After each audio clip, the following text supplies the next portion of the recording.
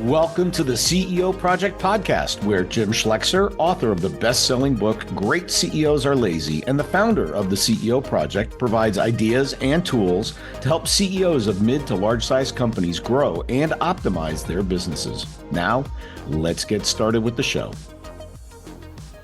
Welcome, everybody, to the CEO Project Podcast. My name is Jim Schlexer. I am your host. Well, those that are listening have certainly been involved in the development of products and services.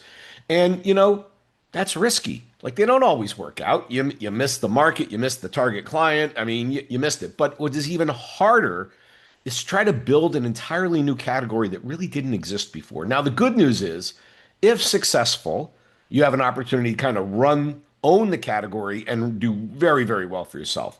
But it's hard to do. Well, it turns out that our guest today is an expert in exactly that move, owning and creating a category. Mike Damphouse asks, what is the biggest risk in your company? It's not your product, but the space it lives in.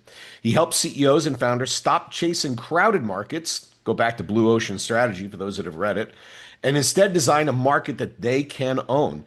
He's the co-author of the Category Creation Formula book, which we'll talk about in a little bit, and the co-founder of Category Design Advisors. He translates 30 years in the trenches as a founder, CEO, CMO, and investor into a very practical playbook for building bold companies that create and dominate categories from idea to IPO.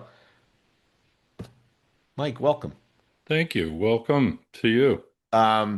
Yeah, and that was really my reaction when I kind of understood what you did. I'm like, I've developed products, and that's risky all by itself.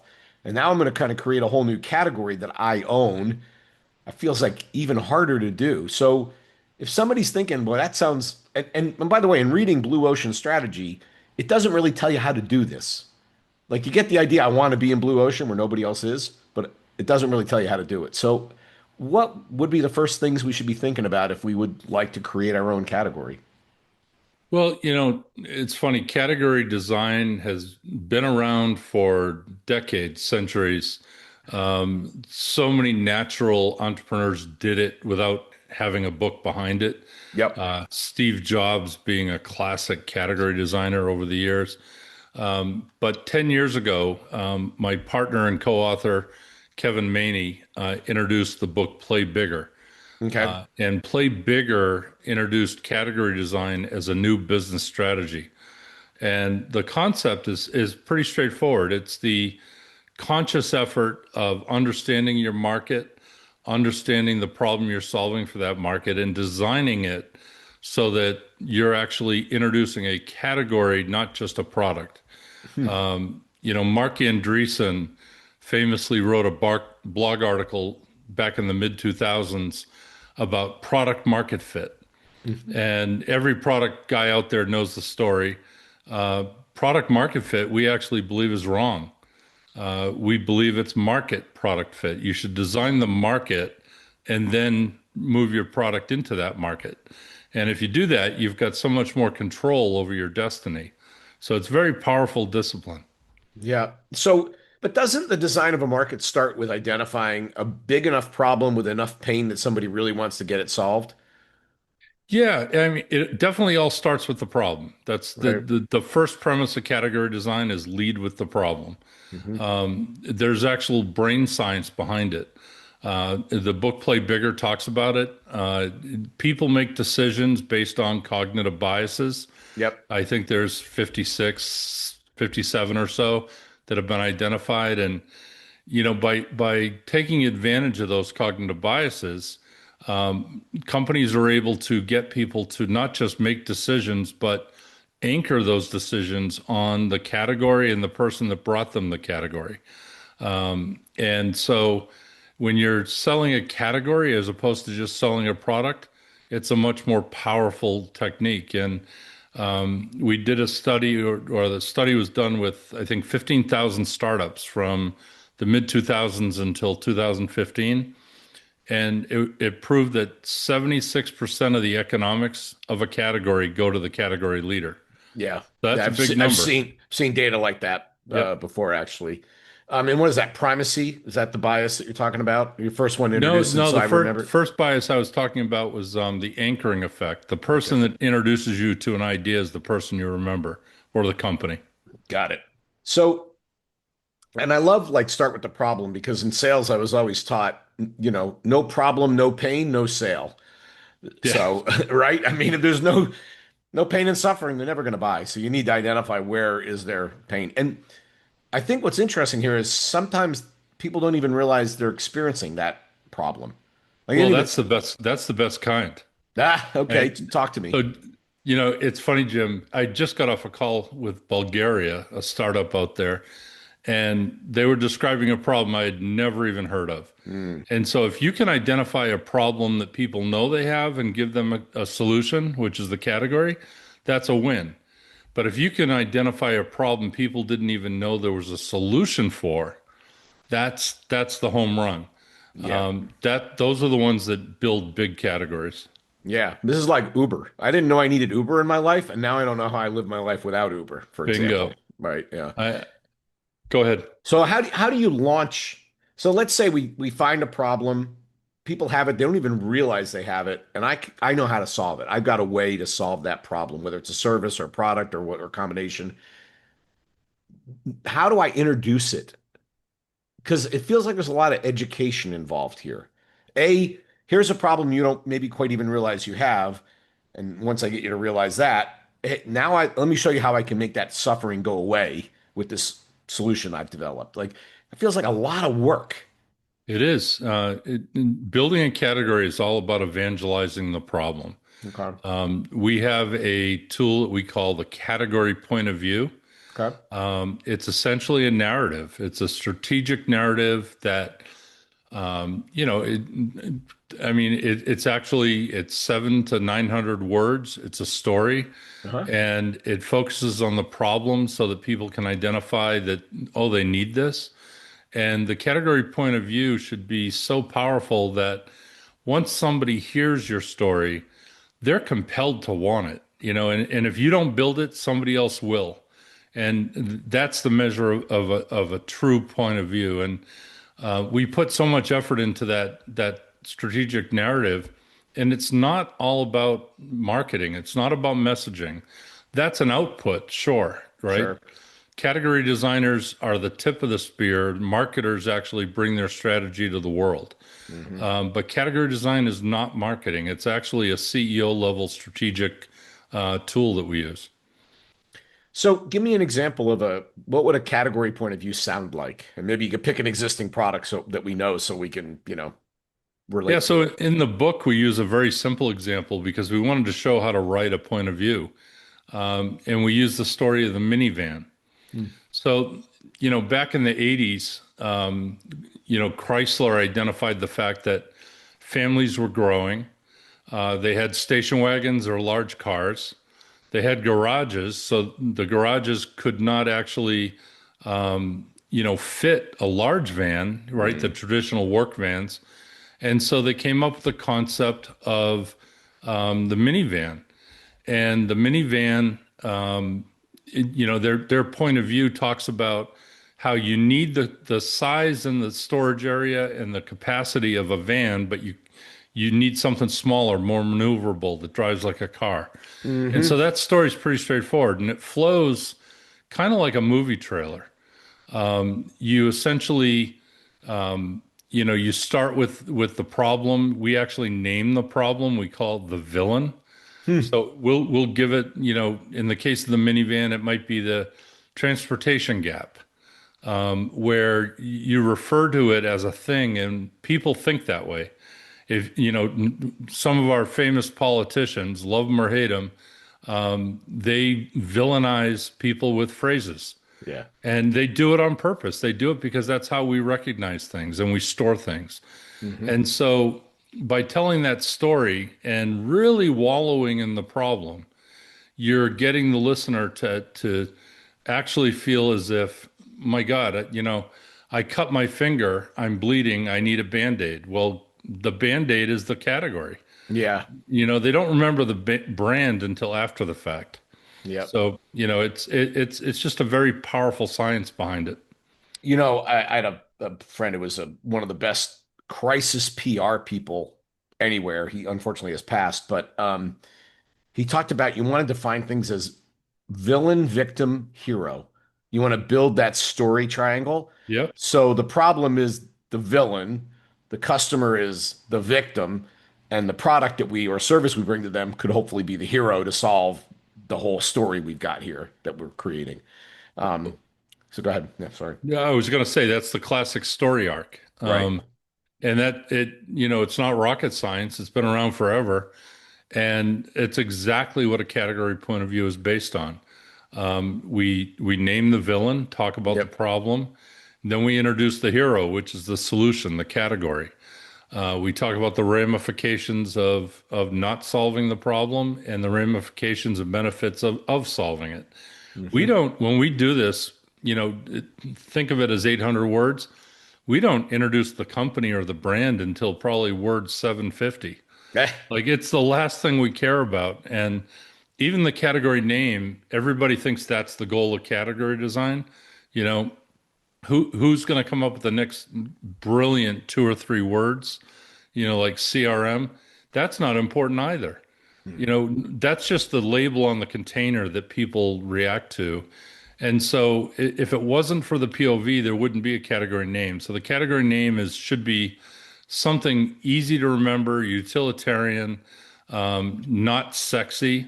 I mean, the worst thing in the world is somebody that names a category that nobody understands what the words mean. Yeah. Yeah. Right. Some of the best categories take an old word or phrase and just tack on a new one. Like everyone had ovens 100 years ago. The microwave oven came out, and it was a very simple adaptation of the word oven by adding the word microwave. Yeah, that's interesting. So let's go to the education problem. I've got my story, I've got villain, victim, hero, and my product being the hero. How do I take that and go to market? Or is your answer, I'm going to hand it to the marketing dudes and they'll figure it out. But I suspect we want a little more meat on the bones than that. So You, how do we go to market? Because it's like I said, it's a big education job. It is, first off, it's CEO led. If the CEO is not behind it, this is never successful. Hmm. We do open office hours where we talk to people all the time. They read one of our books and they come up back and, hey, I want to talk about category design. I would say 80% of the time it's a CMO. It's someone from marketing that starts the conversation. But we insist that they get the CEO involved because it's much broader than marketing. Marketing is the tactic that gets your strategy to the world. Yep. And you're absolutely right. It's all about evangelizing constantly. There's two concepts that we talk about. One is lightning strikes. Mm. Lightning strikes are big concentrated events that in a moment in time that you put the whole company behind it, right? Mm. It's a product rollout. It's a big conference. It's a Super Bowl ad. But what's more important than the lightning strikes are the rolling thunder and heartbeat activity that happen every day. Mm. Most common today are, blog articles and podcasts, social media. If you're not educating the people every day, then you're missing opportunities. And some people think, oh, I see this guy's feed in LinkedIn and he's constantly talking about the same thing. But they're not constantly talking about the same things. It's always something slightly different and so slightly valuable in a different way. Mm. But that constant touch is what, educates the market. And you need to educate the people that are going to evangelize for you. Yep. Eddie Yoon is partners with Christopher Lochhead, one of the co-authors of Play Bigger. Eddie Yoon has the concept of super consumers. Mm. And basically that means a company that has, that small circle of customers, the first adopters, the ones that sell for you, ultimate win. If you get a stable of super consumers in your pocket, they're the ones that are going to educate the world for you. You just have to educate them. Yeah, and the research on, the standard distribution of technology adoption or new change adoption, it's that little curve, tip of the front, like early adopters that are interesting. But I think to your point, what people forget is that's where you can tip the market. If you can get to 20% market acceptance on that early adopter side, you can tip the entire market at that point. You don't even need to market to the middle of the market. You market to the front edge of the adopters because they'll do the work for you, to your point. But how do you find those people? That's always the question. I mean, yeah, got it. I know who I want to, but how do I find them? I don't know what they look like. They typically find you. And Okay. it's really interesting. The people take advantage, not take advantage, they don't take advantage of those initial, people that love you. Hmm. But they're the ones, those first 100 leads that came in when you introduced the company and the product, sure, you closed a handful of them, but they're the ones that believe in you. Yeah. They took the leap of faith and believed in your point of view that they want to come along for the ride. And you can't underestimate the power of those initial users and customers. Interesting. I'm opening up a new business and we're active on social media, but it's not yet open yet. And I can tell you who my super fans are already. They are Yep. salivating to get, they just cannot wait to enjoy the product. So yeah, I hear you. That's interesting. It it as a CEO, the math that we would go through here is, boy, I'd really like to own a category, but I got a lot of upfront time, effort, and cost to get to that place with only a probability of success because it's not 100%, right? So help a CEO understand why this should be the strategy over a more traditional voice of the customer product innovation or product modification strategy. I would point to the category design success stories that people know. Hmm. Again, Apple, Steve Jobs was just a Well, natural at this. yeah. You can look at here, a great exercise for anybody. Google the iPad introduction video, the Yeah. YouTube video, and he starts with the problem. He says, "Hey, we all have, laptop computers. We all have smartphones. But if I want to go to the beach and read a book, the laptop is too bulky and the cell phone is too small. Yep. We're going to introduce something in the middle. It's called the iPad." And it was just a Mhm. classic point of view structure, the way he did it. And then you fast forward to Tim Cook introducing And by the way, he used a great graphic. He had a manila envelope, like an inner off, and he slid the iPad out of the yeah, envelope. Yeah. yeah. So I just mean, that. it's just amazing how natural some people are at this. I Yeah. mean, sure, the term category design didn't exist until 10 years ago, but people were doing it for years. I mean, Play Bigger tells the story of Bird's Eye, frozen foods. He not only came up with this category and educated the world about frozen foods, he Hmm. built the infrastructure. He's responsible for freezer trucks on trains and vehicles. Wow. He's responsible for the freezer section in supermarkets. And today, if I said to you, we're going to make chicken pot pie tonight, I need frozen peas. You don't walk to the bird's eye aisle, you walk to the frozen foods category aisle. Yep. Yep. But they created the category. Correct. Interesting. So, okay, give me the other side though. There have to be crash and burn examples that are out there where somebody tried to create a category and they just completely failed. It just went and then Happens I'm all the time. interested, what can we learn from that? So yeah, it happens all the Happens time. all the Okay. time. And I would say the biggest weakness, the the kryptonite to a CEO is not having enough courage and commitment to stick with it. The study that was done about those startups years ago showed that it took 6 to 10 years to successfully build a new category. Oh, 6 to 10 years. you're I you're mean, not you're sure, not making any CEOs that are listening happy telling them I six to know. 10 years, man. And, the shift in context is different now than it was 10 years ago. I mean, AI, if you're in the tech world, things are moving overnight. So that 6 to 10 years is probably, broken down to probably, 1 to 2 years at this point. But Yeah. the commitment and the courage necessary to believe in what you designed and don't stop talking about it. If you shift gears, that means you're starting again. Yeah. So, the worst thing a CEO can do if they're in the middle of building a category, and I was a CMO, and the half-life of a CMO is 2 years. So, Jeez. all it does is get in the way. I was just at a presentation the other day.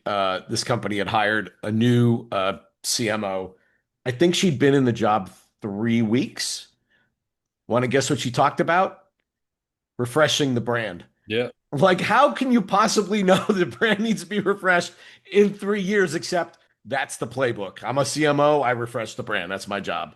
Like, it's Exactly. nuts. And you, the reality of things is people do remember your brand, but not until they remember the problem you solved. Yeah, that's interesting. So CEO loses their nerve and pulls off like I gotta, this isn't going the way it should. I'm gonna have to go put some bets on another horse. That's one mode of failure. What are other modes of failure you see in trying to build a category like this? Well, this is a very tactical failure, is not having the sales team or the business development team behind your strategy. Yeah, Salespeople, they take the shortest route to their bonus check. sure. And if they've been pitching your company a certain way for a couple of years and they're successful, guess what? That's how they're going to do it next year. Mhm. Yep, So you have to get everybody on board. When we work with clients, um, the whole room is full. It's the whole executive team. From the head of personnel to sales, engineering, product development, everyone's in the room, not just marketing and the CEO. mm, A great example, we worked with LinkedIn about 4 years ago, and when we completed the category design process, we had their point of view, we had everything ready for market rollout. They put their product development release on hold, mm, and for 6 months, they redesigned the product to meet the category demands. So they built things in that were, category forward as opposed to what they were doing.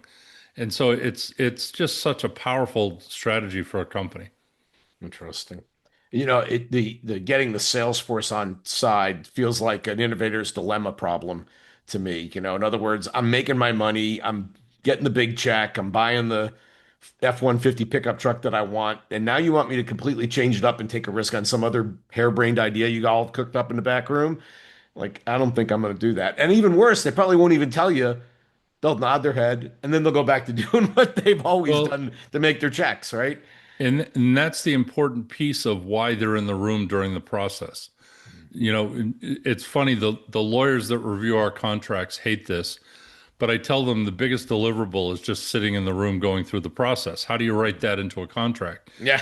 But when you have, the head of sales, which is usually the most outspoken person in the room, the head of marketing, who's the second most outspoken person in the room, and the CEO, who is the one that gets the stage, Hmm. if they're not all making the same decisions and building, a unified front, it's going to fail.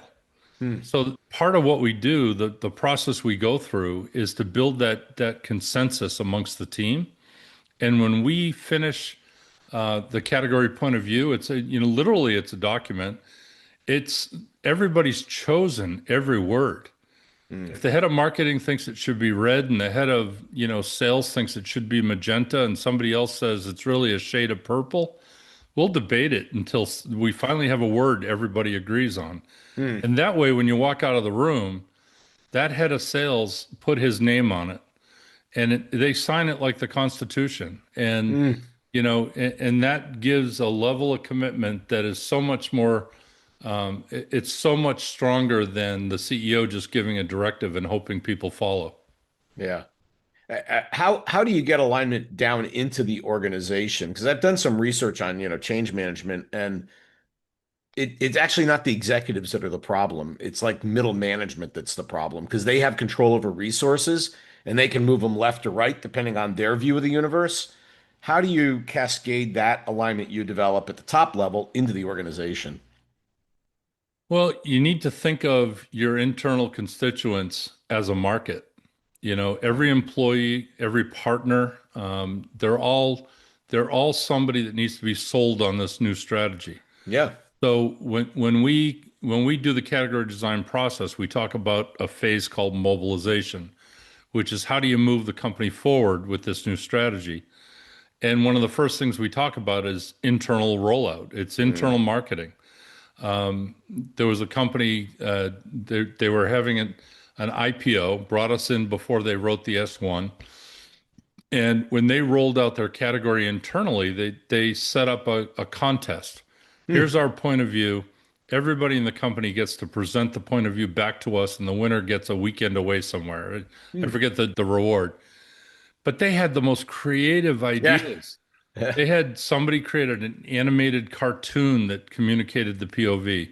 Wow. Another guy who's a pilot was in a biplane reciting the point of view on video upside down in his biplane. Oh, cool. And there was another couple that got together with their 90-year-old grandmother Mm, and convinced her what the point of view was about. It's just so cool, and it's all internal marketing, right? If the troops are not behind you, then it's not going to work. You need everyone in the company to be behind the concepts. yeah, interesting. Um, so you got a book that you just published, The Category Creation Formula. Tell us a little bit about your book. So the book is a result of 10 years of doing category design since Play Bigger came out. Play Bigger introduced the concept of category design to the world. Hmm. That was in 2016. And there's been a huge movement. I think Play Bigger has sold almost 300,000 copies, which for a business book is a success. Absolutely. No, Um, that's beyond success. I mean, yep. 10 or 15,000 is success. Yeah. That's really good. And so, we were doing the work. We were doing category design. We've worked with about 55 companies over the years, and we learned a lot. We learned a lot more than was in Play Bigger. So Kevin and I, about a year and a half ago, decided, hey, let's get all these new ideas into a book, right? I'm obviously not a spring chicken, right? I, I'm looking at the sunset part of my career, and I said to Kevin, I said, let's put everything in there. Let's put all our secrets. Let's document what we do. Let's put the framework on paper, and hopefully we can help people do this themselves. We do free office hours off our website. Anybody can book us and talk about their category, and we talk to 4 or 5 companies a week, Mm, just as a service, right? Well, we only do 5, 6 projects a year. mm, So we talk to over 200 companies a year, and only 5 or 6 get to work with us. So writing the book was our way of giving back. hmm. And you could grab the book, and if you're a bunch of smart people, you could probably get through the process. Will it be the same as if working with us? It'll be close. You're not going to get our experience and stuff blended in, but it certainly is a playbook and a framework for people to use. Fabulous. And where is it available? Amazon? Where else? Everywhere. Yeah, It's everywhere. everywhere. Um, Okay. you can go to the categorycreationformula.com, and there's links to every bookseller out there. Beautiful. Awesome. What didn't I ask you that I should have asked you, Mike? I don't know. What's the hammer on the wall? What's the hammer on the wall, Mike? You and I are old enough to remember this, but the hammer is from the Apple 1984 Oh, commercial. sure. I remember it. Yep. And that was a category point of view spread over 2 minutes during the Super Bowl. Yep. And so everyone on my wall are category designers. Yep. Steve Jobs, Elon Musk, and so I threw the hammer up there. I even aged it to make it look like it. So Oh, that's great. yeah, Yeah. And what's great about that ad, for those who don't remember, it was a bunch of people being drones, kind of not said, but they were working on IBM PC-based machines. And this woman in a track uniform runs up and circles a few times, and there's a guy up at front, like 1984, talking to the crowd, and she throws the hammer through yeah, the TV, thus freeing all the people to go buy Macintoshes, I think is what it yeah. was all about. So, And it uh, was all about the villain. I mean, they villainized the IBM infrastructure of Big Brother. yeah, And, we want the creative and the thinkers and the courageous people to yep. use Macintosh because, and to this day, that ad shaped who they were. Oh my God. Yeah, but that was a bet the company move. Yeah, So, yeah. Mike, this was great. Really interesting and a lot of good insight for the people listening. And I think a bunch will go buy your book to dig in a bit deeper. So thank you for your time. I hope so. And I hope we get to talk to a lot of folks too. Yeah, that'd be great. For those of you that joined us, hopefully you picked up a few ideas about how to build your category. And we'll see you next time on the CEO Project Podcast. Thanks for listening to the CEO Project Podcast. We'll see you next time. Be sure to subscribe to get all the future episodes and check out our website, www.theceoproject.com.